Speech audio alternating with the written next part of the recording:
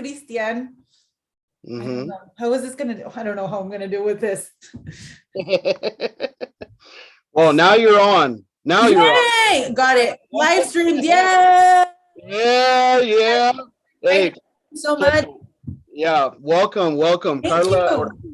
Karla Ortiz from Miami, Florida, the Yeah. Sunshine State. The Sunshine State. You know what? I'm actually from San Diego. A lot of people don't know that, but I'm from San Diego. But I did move across country to work in Miami, and where I've worked for a while, and go back and forth. But yeah, everybody's like, "It is in Miami." I'm like, no, I'm from San Diego. But yes, I'm from Miami too at some points of my life. Yeah, thank you so much for accepting. You're welcome. To come in. You are the second CULÉ mujer that is on the podcast. I love it. I'm super excited. It's an honor to be here. Thank you so much, Christian, for having me. I really appreciate it. No, we always see eye to eye on, like we're just, and those messages that you send sometimes on my, by the way, Christian will be like, there'll be a game or something, and Barcelona's like at the bottom of the table, or somehow we got beat by, I don't know, Betis or something really bad, right? And then he's like, by the way, have a great day from your friend over here. A la Madrid, el mejor equipo. I'm like, you see, I send those messages knowing you're 3,000 miles away. Yeah, it makes sense, because I'm like, sometimes I don't even watch a game, and then it's you in my chat, right? It's like, I hope you're having a great day after today's loss, or did you see, or just kidding, or like something like that. By the way, it's funny because I am a Barcelona fan, right? And I have been my practically my whole life, and it's an interesting reason why I'm a Barcelona fan. I don't know if I could share that. Can I even share that? Okay, so I grew up in a community where it's basically all soccer, football, right? We live 5 minutes away from the border. We say there's three things that you know how to do: fight, play soccer, and fight, right? That's basically the things we know how to do in the area that I grew up in. And everybody was a Real Madrid fan. Everyone, like all the guys that I hung out with, everybody always was like, Real Madrid, Real Madrid. And I was like me, little Karla at 8 years old is like, all right, Barcelona, I don't like that team, let's do it. And it's funny because a lot of my friends are always like, you're a Real Madrid fan at heart. I know you don't admit it, but I'm like, never. But I do keep up with the enemy a lot. So that's definitely one thing I do for sure. Mm-hmm. And by the way, Benzema is one of my favorite players of all time. Mm-hmm. Cristiano Ronaldo was one of my, if not my favorite player till 2009. Right. And my mom still be like, I think it was one Clásico, and I don't remember what I was saying or what year it was, but she was like, wait a minute, I thought we liked Cristiano, right? Because you ask my mom name 5 players, and she'll be like Messi, Cristiano, right? Hugo Sanchez or whatever. Mm-hmm. But she's like, I thought we liked Cristiano. I'm like, not anymore. That pretty much sailed, right? During that until 2019. Was it 2019 he left to Juventus? 2018. 18, right? And then I was like, we're back. But during that time, I was like, no. My mom was like, but you sent me a post. No. Because I had sent her a postcard when I went to Europe, and I found one of him, and I sent it over, and I was like, no, mother, no.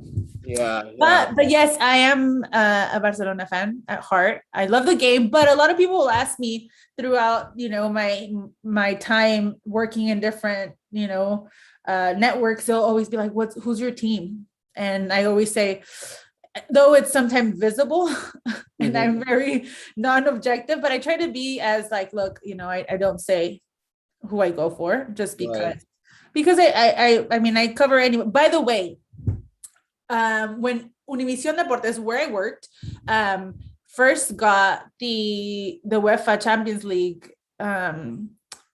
rights, right? I was assigned to cover Real Madrid. Oh, really? Oh, I was anything that had to do with Real Madrid, like Peñas in Miami, anything that had to do with the team visiting Miami, anything that had to do with anything, I was there. And I oh, remember, and by the way, I have so many memorabilias, the Real Madrid memorabilias, like that you can imagine. Like yes. I've had like USBs, I've had hats, I've had, I still kept my cup. They would give me things because, you know, we would go to these events and stuff, and people who would just show up to my house would be like, why do you have a Real Madrid cup if you're a Barcelona fan, right? And I'm like, take it, I don't want it. But yeah, I usually have so many things.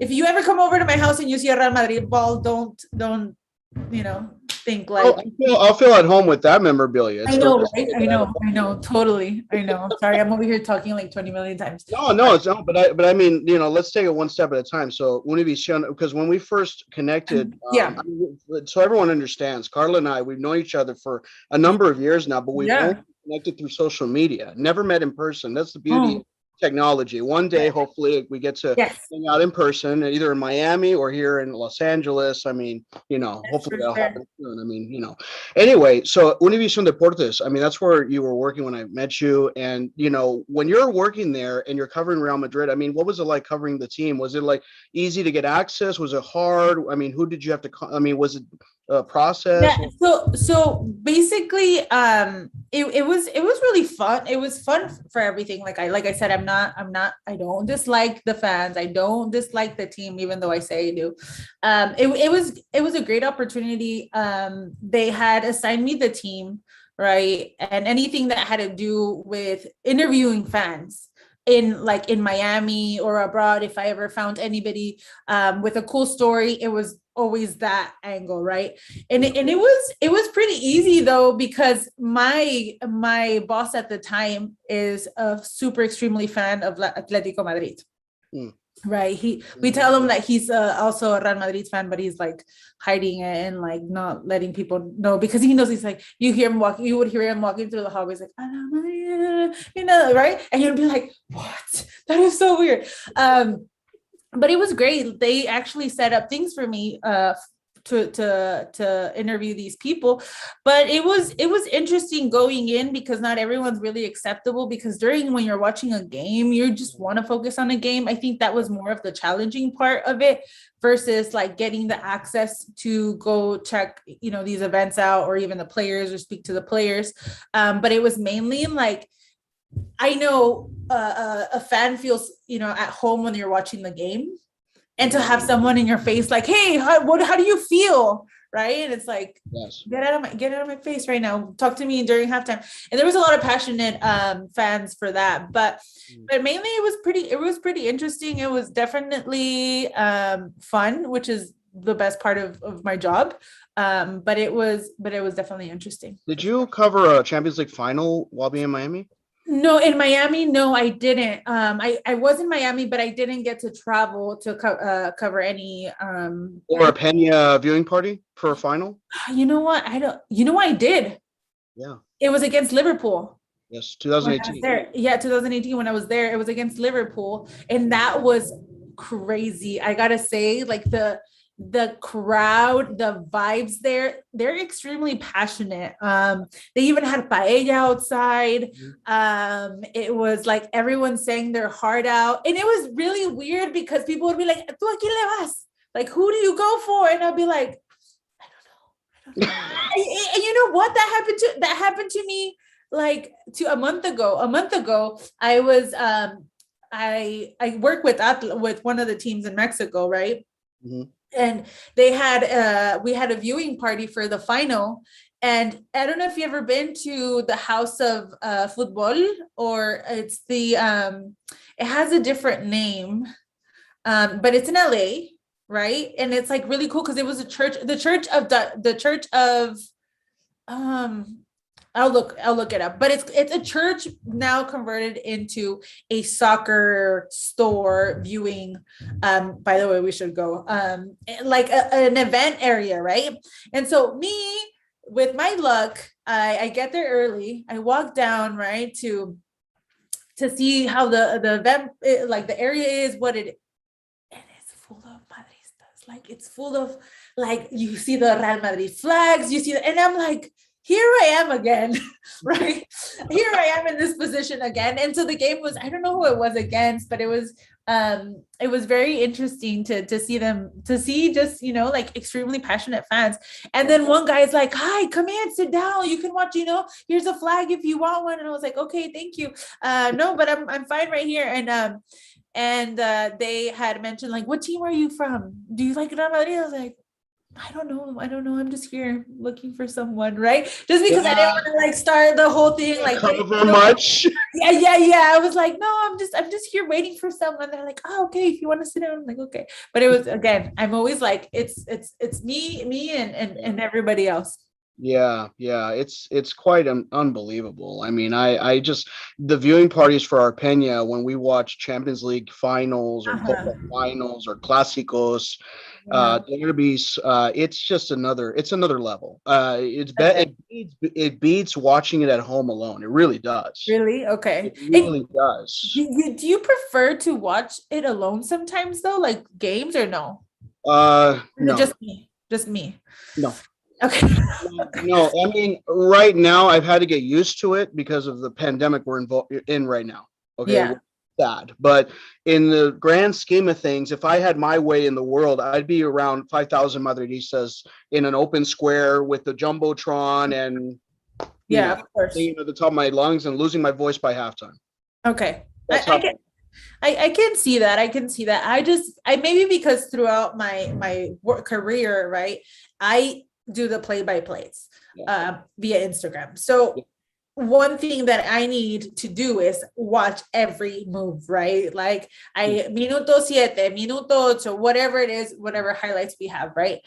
And I feel like it's my computer and the TV, and that's it. And any other distraction now, I actually go out and enjoy games, right? Because before it was always like on an assignment all the time.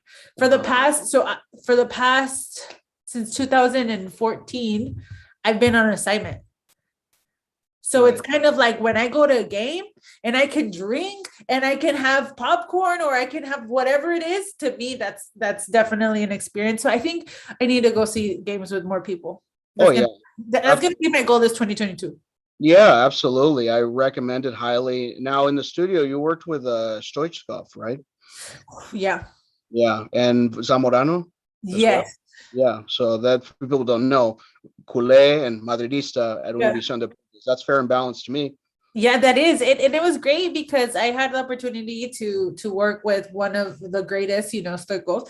And I had also another Bam Zamorano to, like it was great. It was unrealistic to me. So a funny story is, like, I always say, like, when Bam Zamorano would come to our digital department and just start talking, it was like we were all little kids like this. Like, I would be like, yo, this is for real. There was one time I was like, pitching myself, like, this is real life. Like, he's just, vieron el partido, like, did you guys do this, blah, blah, blah, how'd you guys, blah, blah, blah, and like, just leaning on, like, how, and that one time, and there was this really cool story, and you just sit and just like a bedtime, right? And it was an honor, definitely, working with Bam Zamorano, even Stoikov, like, and I even held a Balón de Oro, like an actual one. Oh, wow. Okay. It's so heavy. I have a picture, by the way, if you want to see it, go to my Instagram. And it was great. It was wonderful. Like, unrealistic. I think things that the 8-year-old me would want would happen now, So right. It's fun for sure. So how many years have you been following Barcelona? Since what year? Man, since I was a kid. I don't even know exactly like what year, but yeah, since forever. Like 2000s, late 2000s? Yeah, late 2000s, yeah. Let's say 15. I'm just gonna leave it at that. Okay.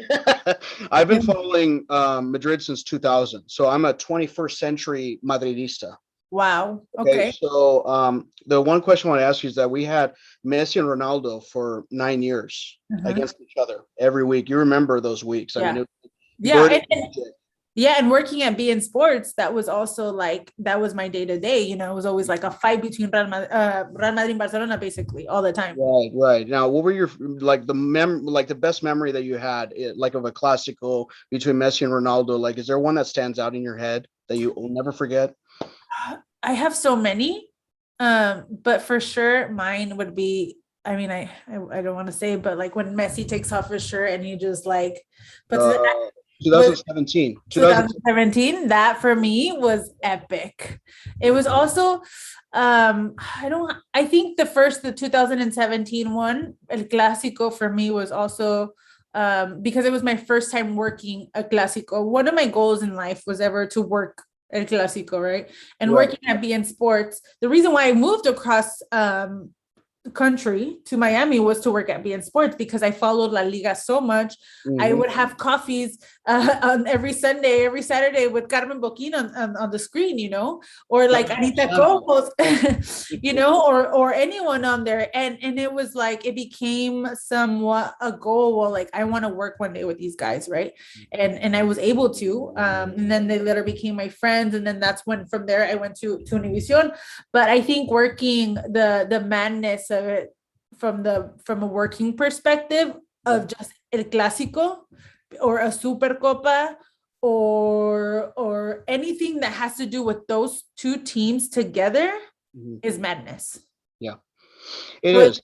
It's just incredible just to be able to have both teams. And at that time when I was at beIN Sports, we had Messi and Cristiano, right? Yeah. I mean, when I went in 2013 to Miami, I visited the beIN Sports studio. Okay. I remember Ian Joy, shout out to Ian over in New York. He was a very close friend of mine. He invited me to the studios and I got to meet Jose Hernandez, Anita Cobos, Pablo Mariño, Miguel Serrano, like the gang, just the gang. And I became very close friends with a bunch of them. And this is beIN, like early beIN, because beIN, I don't know if you know this, but beIN started the same month that My Peña was founded here in the region. Really? Okay. The same month, August 2012 is when beIN Sports was born and Peña Madrid Sur de California was born. So there's a special connection. Okay, I could totally see that. I could totally see that for sure. Yeah. So that's amazing. beIN Sports, I mean, back then they were phenomenal at covering El Clásico, covering Real Madrid, covering Barcelona.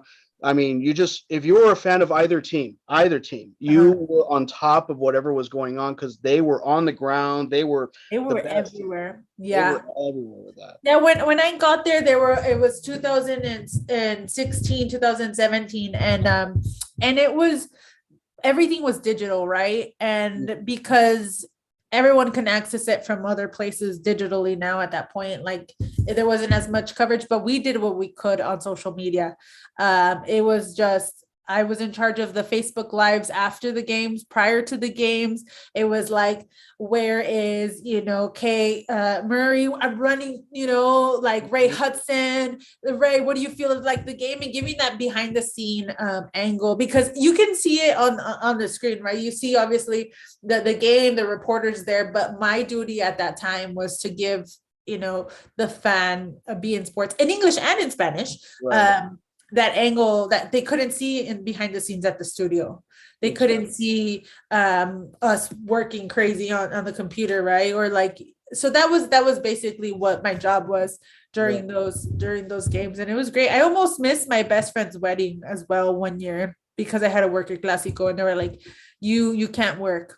I mean, you can't go to your friend's wedding.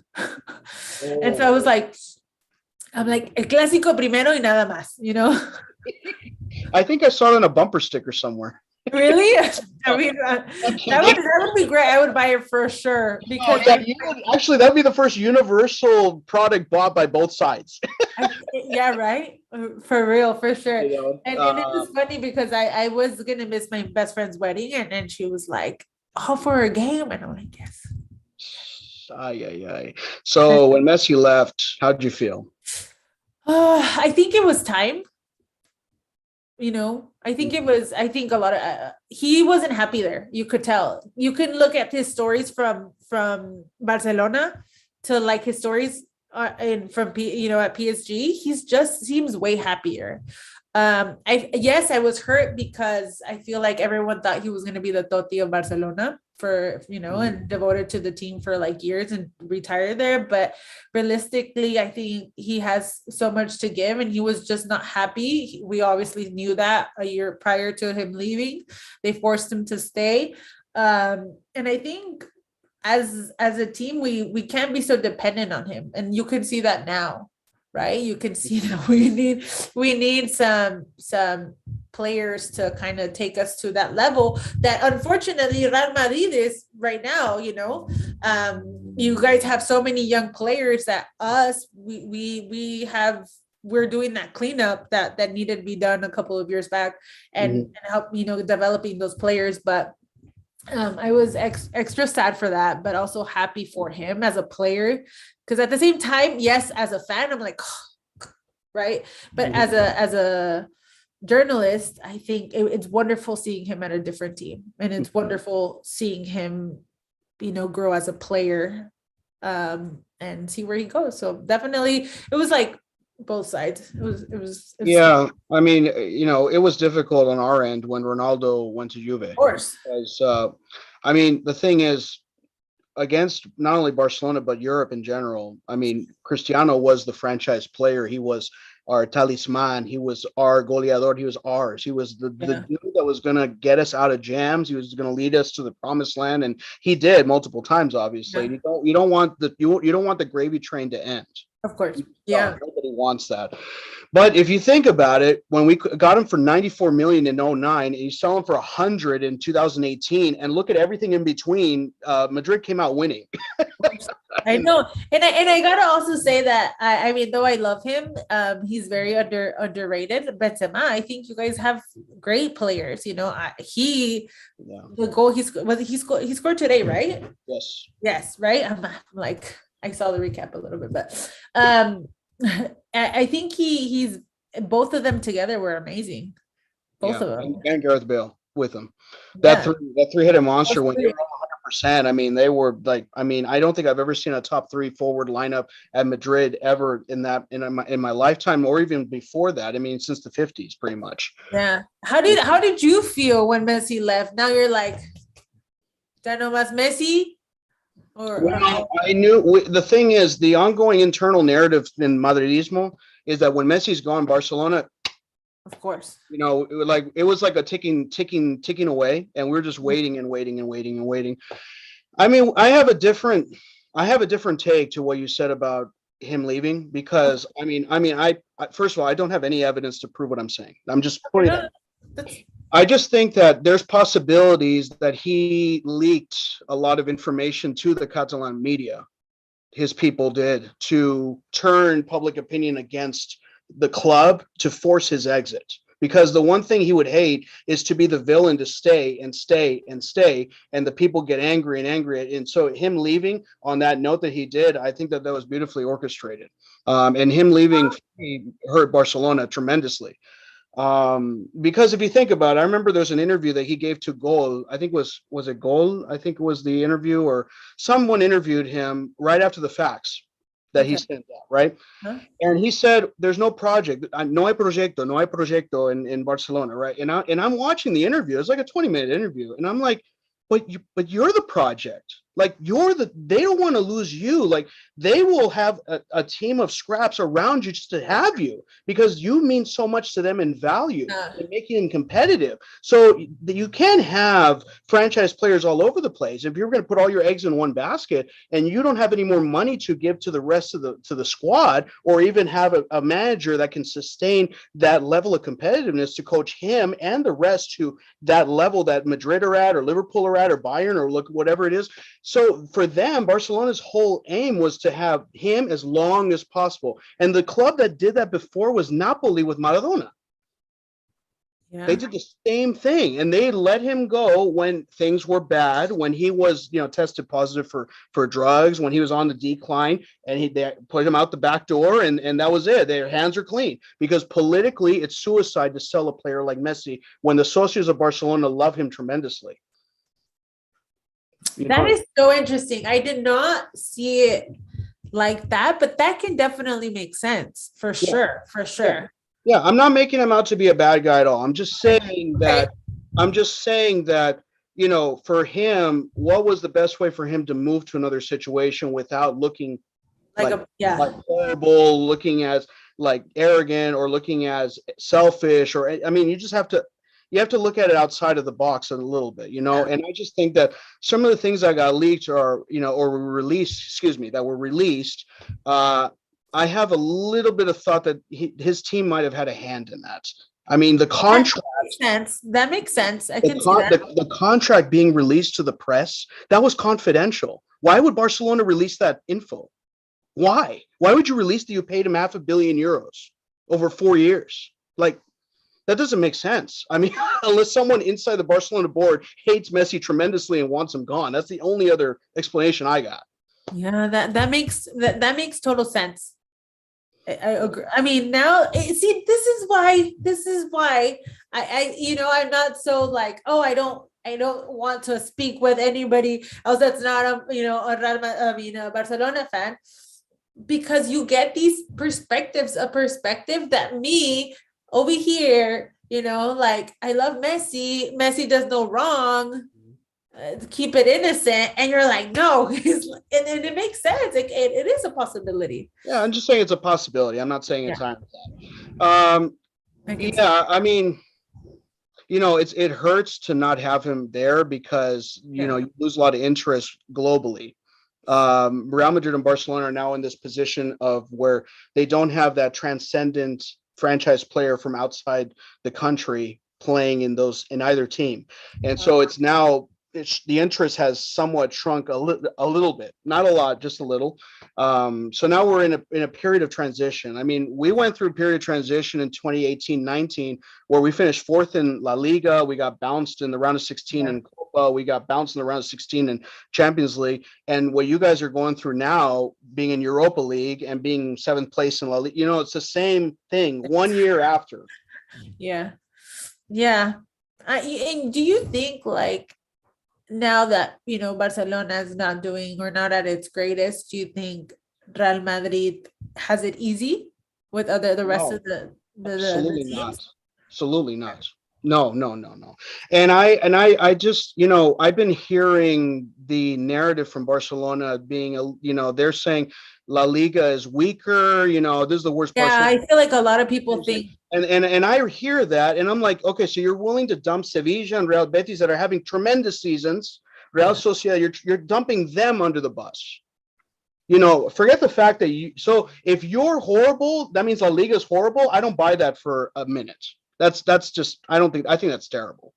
Yeah, I just feel like, also, not only did the transition, I mean, speaking from the US, the both Barcelona and Real Madrid transitioning out from their teams and going through that transition, even a year after that you guys did, the transition of switching from beIN Sports to ESPN here in the US. Yeah. I'm speaking out of, like, my point of view, that I always saw La Liga obviously on beIN Sports, right? And it gives you this comfortness to have the people that you watch every weekend on TV. And now I personally, and I feel like a bad fan, but today I actually watched the Supercopa, but it hasn't been, I haven't seen a game since, I think, El Clásico, and that was because I went out at a bar. But I haven't really seen any of the games, right? Because of that transition. Because when I hear it, I can't recognize the voice. I can't really, I don't feel connected at some point. Do you think that will affect other fans as well? Now, like, not only giving La Liga a lesser, like, value to people that they think that because we don't have Messi or Cristiano, but now also, like, being changed, like, now you're into ESPN.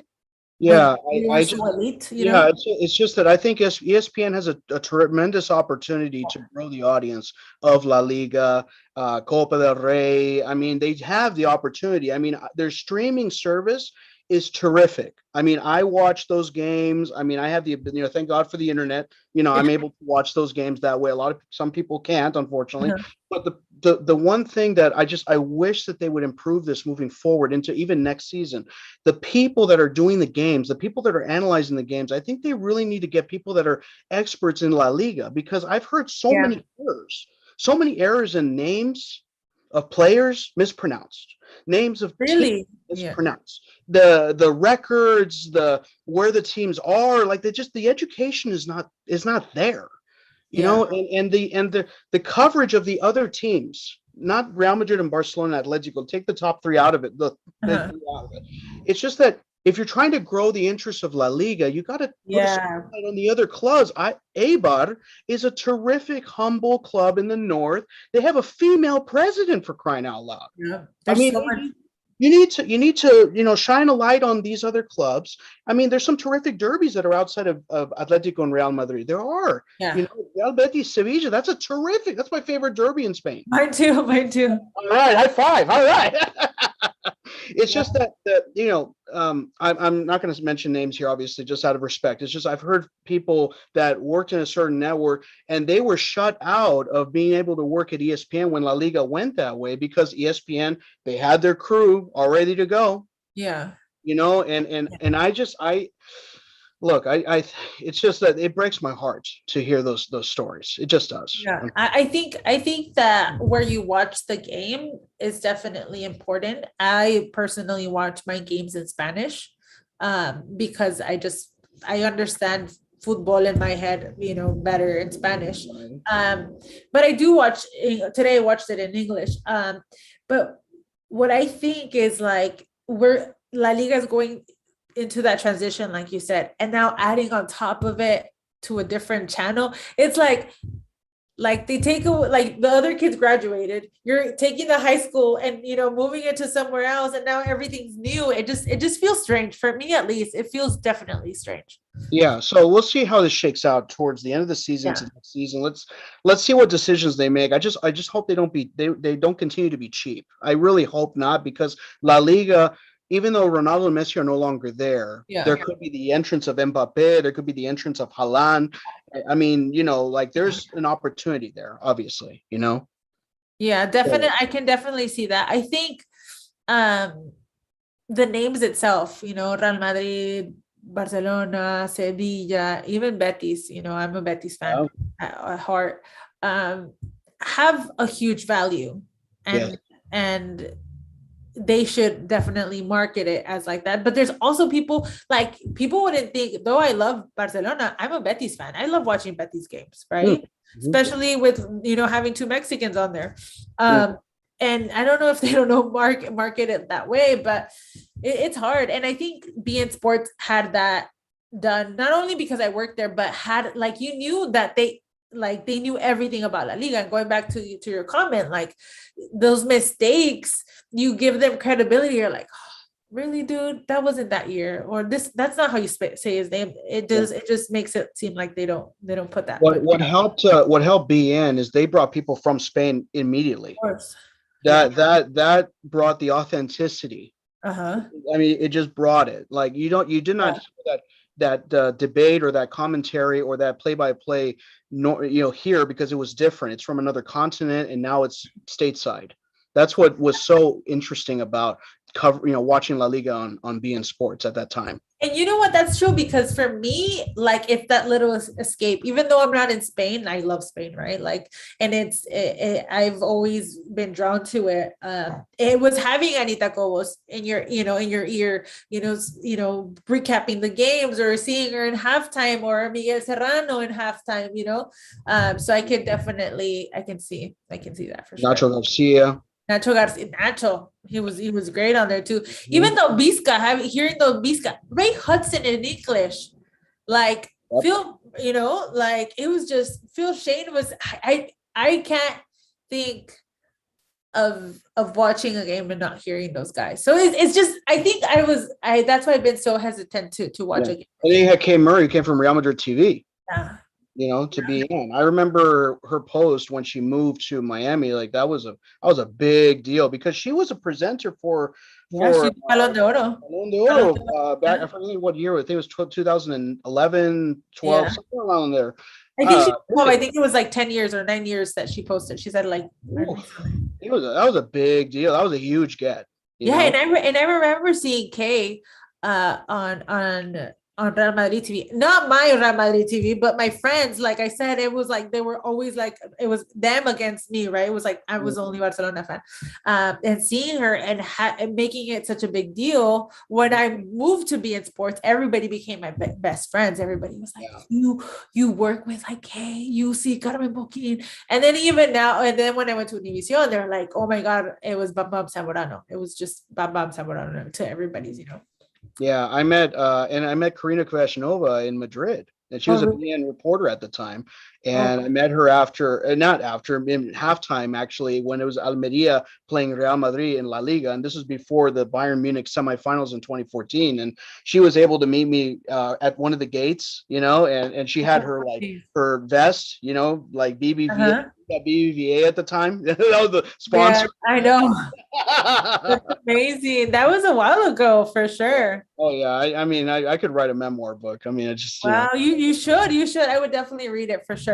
And add your opinions on there about like each player, like this whole Messi theory that you have. Definitely, I could definitely see that happening. Yeah, it's interesting to get a different perspective for sure. Yeah, of course. And it's just that we share the same passion for the sport, and we love following the players and the games and everything about it. It's part of us, like you're Mexican descent, I'm Argentine descent, so it's like we were born with that. Yeah, I think here, living so close to the border, it's just been a thing, like me working for a soccer team as well. That opened up a huge, different perspective for me here at Cholos. But so it's in my blood. When people are like, how passionate are you? I'm like, I don't even say I'm passionate. It's just part of who I am. Most people who like know me know that like it's me in the game. Like if there's a soccer game, that I remember going on a date with this guy, right? And us walking into the restaurant, and we were with a different couple, and him saying like, oh no, don't put it in front of a TV. Like, can we just switch to a different table? Can we get it? No, don't put it in front of a TV. And I was like, what? And he's like, no, and we put like my back was towards the TV, and I was like, the whole entire time he knew that you can't put me in the game, or like, then I've played my whole life. I love it. He can't compete with a television. No, not at all. For sure. That's like a no for sure. So, going to the game played today, it was in Saudi Arabia. Now, what did you think before the game started? I mean, what was your expectation? Were you thinking it was going to be a blowout, a close game, like a surprise victory? What did you think? Like, I was hoping for a surprise victory, to be honest. But as I mentioned, like I haven't been up to date with the team as much as I should. But it was nice to see them, both of them, like out the field giving their best. But I knew Real Madrid was going to take it. In 120 minutes, though. But then the goal at 97 was the most beautiful I've seen. Like that play, that was great. I just feel like Real Madrid right now at the moment has a huge advantage. Mm-hmm. I don't know if I'm being just because I'm on here, but I just feel like it's just not the same for sure. Yeah, it's just that what I wrote a column a few days ago about what it was I looking into with this game. And I wrote, a Clásico is a Clásico. Okay, you could have the team in the last place and the other team first place. They would be undefeated on a 10-game losing streak. They play each other, and it could be a thriller. It could be a surprise victory after 120 minutes or in a penalty. You don't know. You absolutely have no idea. Have no idea. No clue.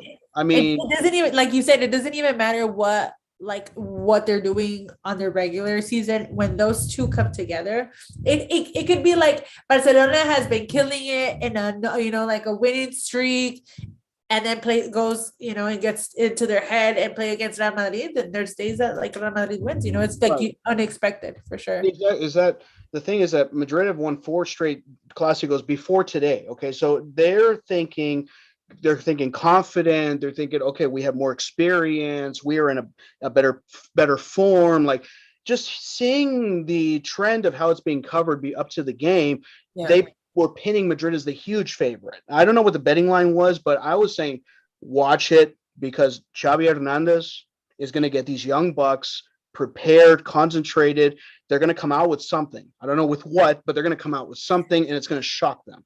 And the first 25 minutes, I thought that Madrid did control possession. They controlled the field, midfield. They had more chance. They were 1 goal, and then they were attacking again. I thought, if they get another goal, this thing could be over in 35 minutes. But it didn't happen. Then there was the retreat, and then Barcelona started to play better, and then the goal, which, I mean, Luke de Jong was in the perfect place. Of course. It's for me, it was like a Chicharito goal, he's just in the perfect place, perfect timing for sure. And I was just looking at Militao, just a horrendous attempt at clearing the ball, and it bounces off of his leg, and it goes in, and I thought, okay. All right. Okay. 1-1 going into half. Okay. At that point, I'm thinking, okay, that's it. They got to come out with their heads on fire. They got to end this fast, because if you let this young Barcelona team grow with confidence, this could turn into a game that is unnecessary. Why don't you do the commentary on the games? I'm over here like, yeah. That's why I have this channel. No, okay. But the thing is that but again, Madrid never trailed in this game. Madrid were always ahead, but Barcelona kept coming back. They kept coming back, and then they definitely started coming with their play. They started attacking in the final third, and I'm thinking, oh my God, this thing's going to extra time. And I was thinking, this is not good, because first, the Super Cup is not an official tournament. This was a preseason tournament that they moved to January recently. A lot of people don't know that this was created in the 80s to play in August to inaugurate the new season, and now they're moving it to January because August, the leagues are starting in August. They didn't used to happen like that, right? So then they're up 2-1, and then there's the tie from Ansu Fati, who was all by himself in front of the that was beautiful box. And I was like, who lost his mark, right? And I'm thinking, oh no, okay, all right, extra time, and then Valverde, which it turns out the Supercopa is his turf apparently. Apparently, yeah. But that counterattack that you mentioned, I mean, then they put it 3-2, and Barcelona tried, but they did not have enough in the end. They ran out of gas. Both teams were exhausted. I can definitely see that. Did you expect? Honestly, I mean, obviously I feel like you're so confident with your team and you guys always expect to win, but did you expect to win? Yes. I would, if somebody would tell me, do you expect to win? I'd be like, I don't think so. I'm being honest. I would have said, you know what? I say yes, but I don't say we're going to blow them out. Like if I would have said that, that's an individual that's, I would argue arrogant, and I would say ignorant to the fact of you got to respect the rivalry. I respect the rivalry. I thought that, Barcelona had opportunities, but again, you can't allow 3 goals.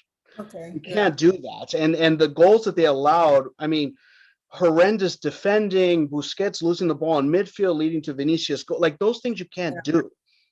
I just taking it to 120 minutes with those young bucks against those experienced players that of course you could have. I mean, that is listen, I'm not going to say moral victory, but that is a dignified finish. A dignified finish.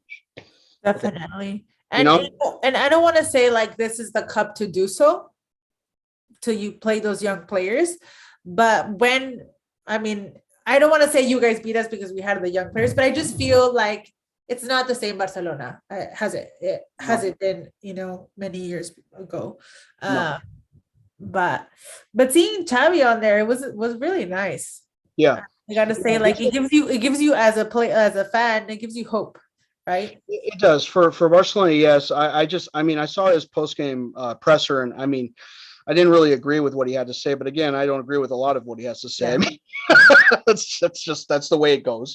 Yeah. Moving forward, though, light. Is there light? Yes, there is. This is a game that you can use to rally the troops, to say, okay, we did this right, we can't do this and can't do that. And for Madrid now, I mean, 120 minutes, I mean, used up a lot of energy. The guys were exhausted. I could tell they were just. I can't even play 15 minutes. I can't even play 10 minutes. I can't even,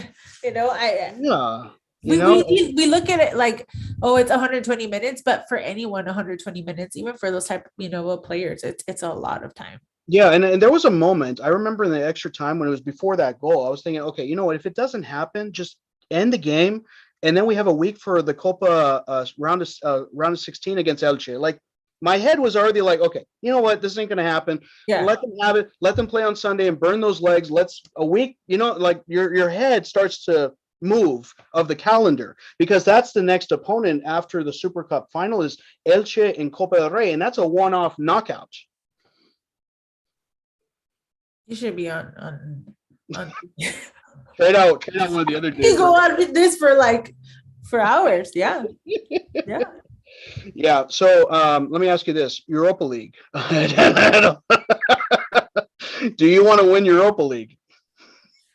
At this point, we want to win anything, to be honest. I mean, I'm not bashing my team. I don't want to come on here and feel like I'm bashing anybody. Yeah, but, I know. I just feel like you said, we're a year behind from that transition, and you can definitely see it. Yeah. Yeah. Who would you want to sign, like in the summer? If you were in the board and you had, who would you want? Mbappé. He signed a pre-contract. That's not going to happen. I know. You know what? I haven't had the opportunity to check out any of the player, anyone in mind, but I feel like we definitely need new player, young players, right? With potential. So I don't have anybody in mind right now that I would say. Yeah. In my defense, I would sign someone Mexican. I'm always trying to, put in the Mexican players. But right now, who would you sign for us? Oh boy, that you would think that would be a good company, because at the end of the game, at the end of the day and the game, you want also a good, that rivalry, you want a good game. You want to have both teams to have their solid players. And I feel like right now we don't have that. No. And the thing is, the easy answer would be that, Madrid's going to get Mbappé. It's going to happen. But if you get Haaland, then it turns into this one more time, this forward versus that forward from two big clubs in Spain, that kind of thing. I mean, is it possible? I mean, Laporta, I think it is possible, but I mean, they have to figure out the finances. That's the difficult part. I mean, the thing is, I don't know if you remember this, but Barcelona presented a project to renovate the stadium in 2014. I think it was a month after Madrid did. And unfortunately, Barcelona did not get the funding. They just, their finances. They had freaking too much money spending on Messi and freaking making that change with Griezmann. Jesus, it was and Busquets, and Piqué, and everybody. It's just that wasted money, Yeah, exactly. They spent a lot of money on transfer that didn't work. They have a lot of money tied up on salaries of long-term contracts. They can't unload. That's pretty much a lot of what's going on. Oh, I have a question. Beep. There's a button I can put. So how did I haven't asked this to anybody, any Madridistas that, in my opinion, because I haven't had the opportunity. Take your best shot. How did it feel to have Ramos, leave? How was that? That hurt me, and I don't even like him. That hurt me, and I'm like, oh, Ramos, I can't stand him, But having him leave was hard to see, and then going to PSG and then not having playing time, and I don't want to say, mira, that's what happens when you go for money. But what do you think? I will answer in this manner. It's his decision that he wanted to take off. He played hardball, but the club always wins. I know that I was told from the inside that they were offering him 1 year and an option, and he wanted 2-3 years. And his brother, who's the agent, Rene Ramos is his agent.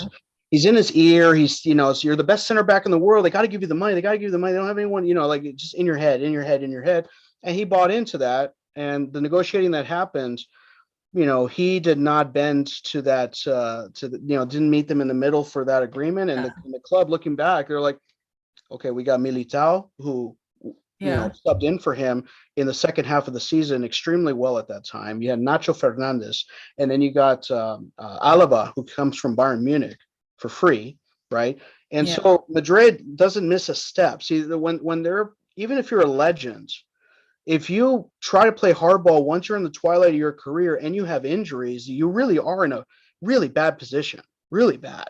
And Casillas, it happened to Casillas, it happens to all these guys, And so I wasn't sad about it because 35 years old. I mean, it's also like, we had him since he was 18, 19 years old. I mean, I mean, it doesn't sound like I'm very feeling about it, but again, that's our mentality, is that you're a player on the best club in the world, and you have to sacrifice. You paid your dues, you brought a lot of glory, but we got to keep moving.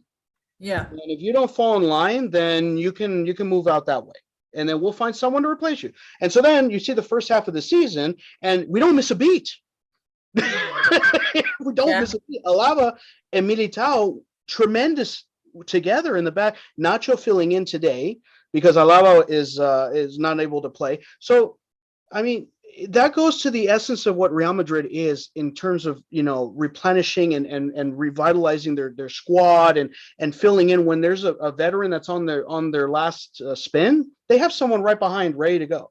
Yeah, and I think that's what we don't. I mean, even though we have, Xavi's playing these players, I feel like it's been up to now, their ability and time and that is given to them now, versus Real Madrid has been playing them, has been like preparing them for this. And now we have these veterans, I hate that word, sorry, in our team, that are really like, all right, move over and bring in the new guys, but bringing the new guys up to against these all-star players, and it's hard to balance that out or even play against that. So let's switch gears towards, we're heading to the end of this. I just want to get your thoughts really quickly about this. So the first one is the Super League that was announced in April, and Barcelona is a part of it. What do you think when it announced? Like, now, what do you have different thoughts from the beginning? Like, how did you see that? That was the league that they went against, and then it was like, right, they had like this whole dilemma against. I think more leagues the better. I just feel like more times to see them. What do you think? I think it was great to have them on there, but no. Yeah, I think they should do it. I mean, I think that the other clubs left Real Madrid hanging dry. Not Barcelona, by the way. Not them. They stayed true all the way since the beginning. So I give them credit for that. Barcelona, I give a lot of credit. But the other clubs, I mean, they signed a document. I mean, the thing is that this is a $6 billion project underwritten by JP Morgan Chase. I mean, it's going to happen. The thing is that the politics of it has been so tremendous and ferocious, from the leagues, from UEFA, from the politicians, from some of the countries. And it's just Champions League. I mean, look, I love Champions League as much as anybody. I do. But we have to recognize that the real winners are UEFA, not the ones that lift the trophy in the end.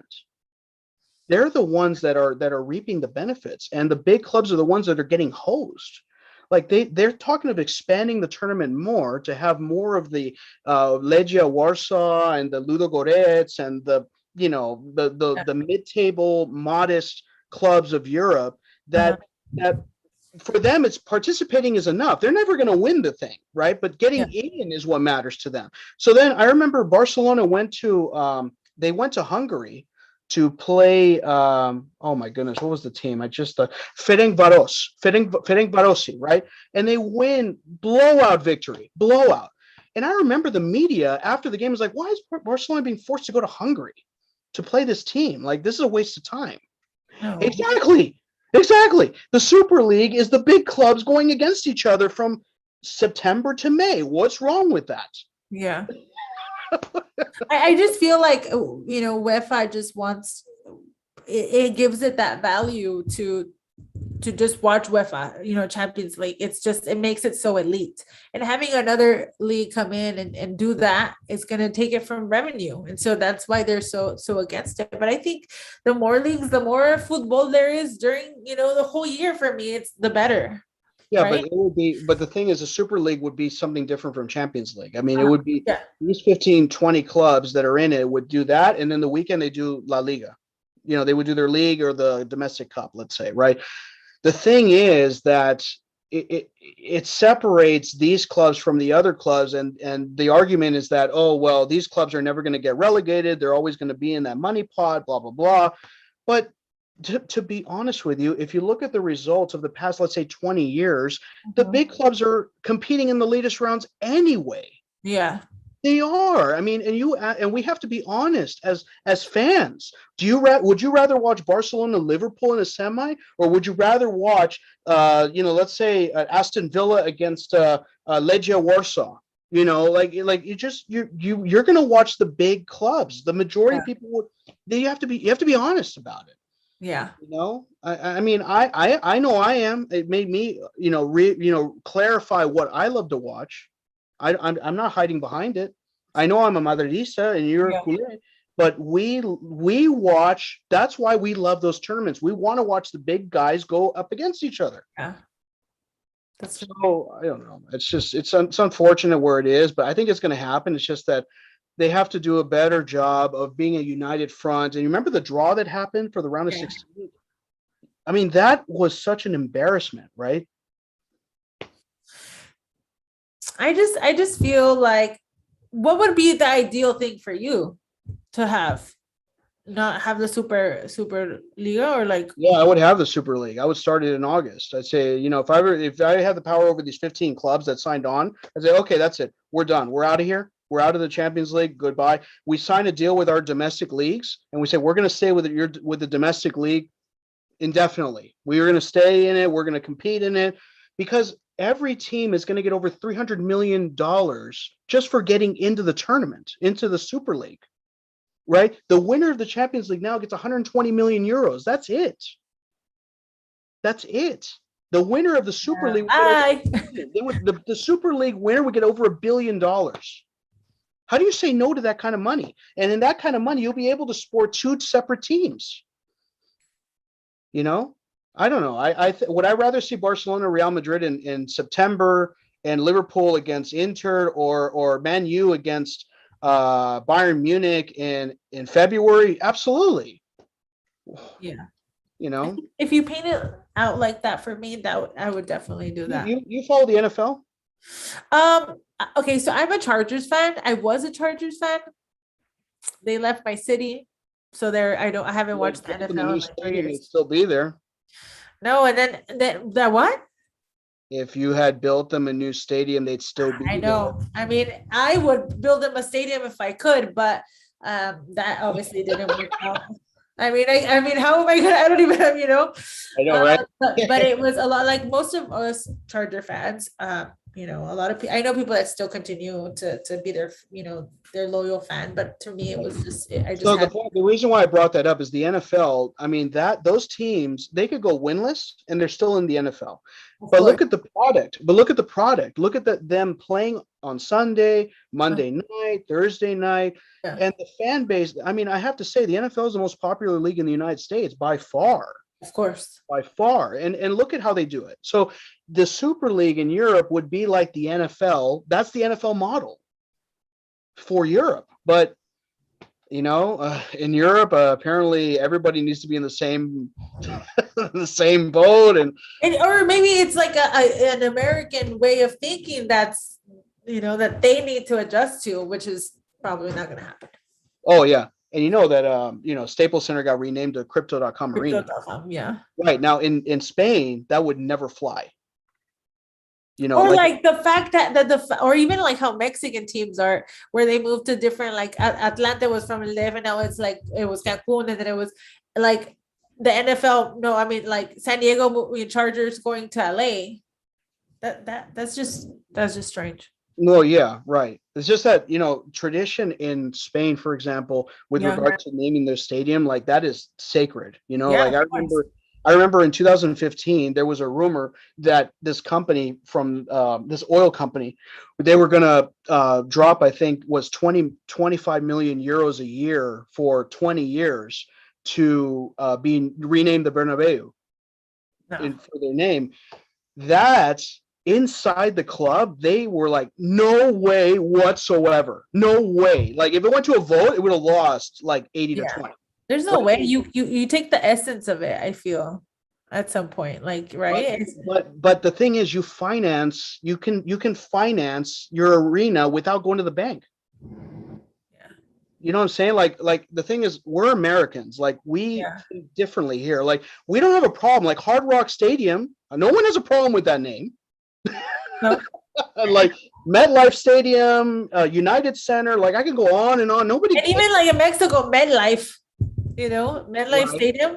Yeah, we don't care over here. We really don't. Over there, they do. Like Camp Nou being changed to another name. Like, whoa, there'll be up. I would definitely not like that for sure. Yeah, right. It's just that thing is like, how do you say no to free money like that, right? Of course. That's the problem. Let's see if that ever happens to us and be like, no, of course not. For sure.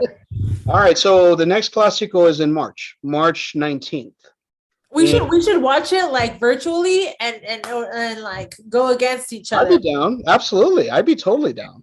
No doubt.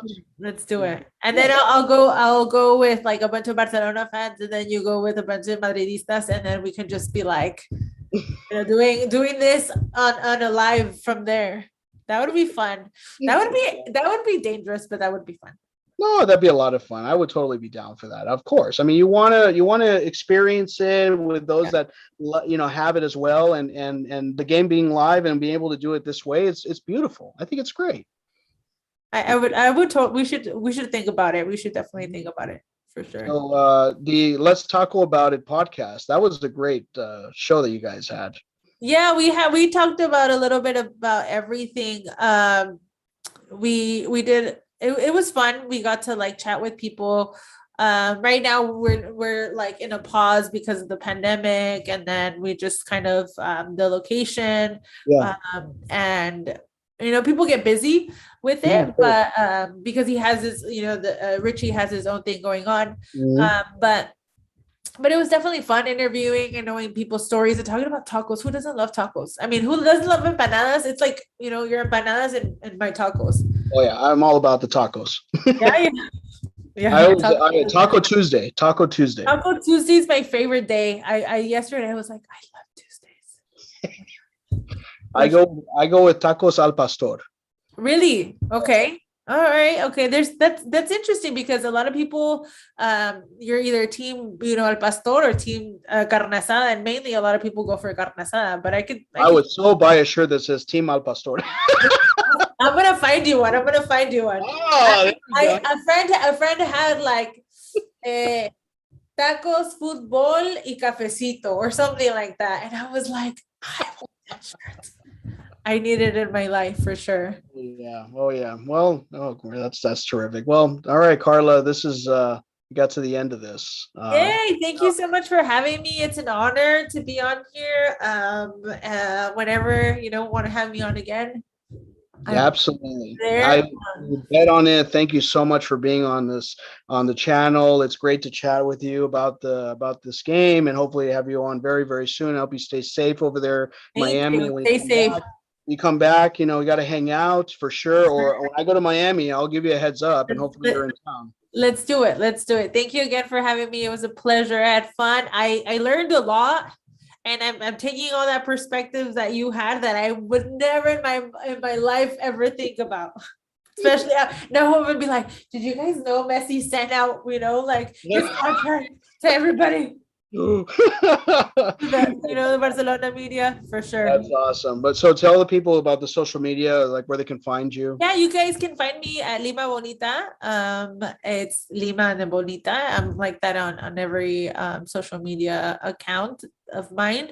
And if you follow me on TikTok, I put like really cool football stuff. It's fun. It's fun. I get to like put on plays on there and stuff like that. But Instagram, Twitter, TikTok, Facebook, whatever. There you go. All right. Well, Karla, good night and Good night. care, and we'll see you very soon. And as I always end these shows, a la Madrid nada más. Ciao. Any- Bye.